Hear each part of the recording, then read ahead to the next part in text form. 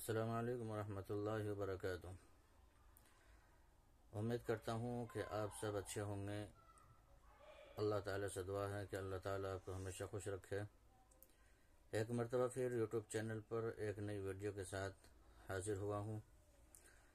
Video میں آگے بڑھنے سے پہلے آپ سے گزارش ہے کہ اگر آپ کو ویڈیو پسند آئے تو ویڈیو کو لائک کرنا اور اس کو شیئر بھی کرنا اور چینل کو سبسکرائب بھی کر دینا، کیونکہ ویڈیو بہت زیادہ قیمتی ہے۔ تو چلتے ہیں آج کی ویڈیو کی طرف۔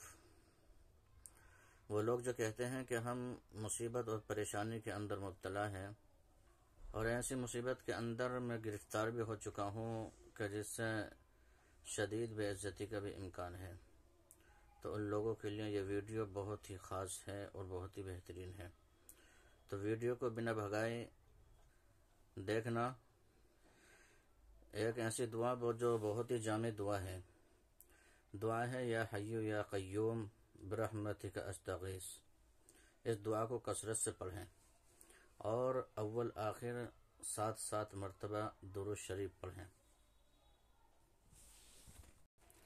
پھر اس کے بعد دعا کریں، انشاءاللہ مشکل آسان ہو جائے گی۔ اور رات میں سوتے وقت سورہ فاتحہ، آیت الکرسی، چاروں قل 3 مرتبہ، اول آخر ایک مرتبہ درود شریف، اور پھر اپنے اوپر دم کر لینا ہے۔ انشاءاللہ حاسدین اور منافقین کے شر سے حفاظت ہوگی۔ ایک دعا اور ہے، حسبنا اللہ و نعم الوکیل، لا حول ولا قوة الا باللہ العلی العظیم۔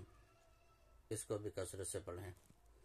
اور ایک دعا اور ہے، رب اجعلنی مقیم الصلاۃ من ذریتی ربنا وتقبل دعا، رب اجعلنی من لدنک ولییا واجعل لنا من لدنک نصیرا۔ اس دعا کو نماز کے بعد پڑھیں۔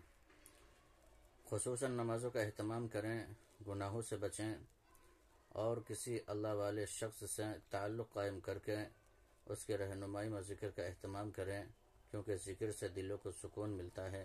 الا بذکر اللہ تطمئن القلوب۔ خصوصاً تو گناہوں سے بچنا ہے، گناہ چھوٹا ہو یا بڑا، گناہ ہی ہوتا ہے۔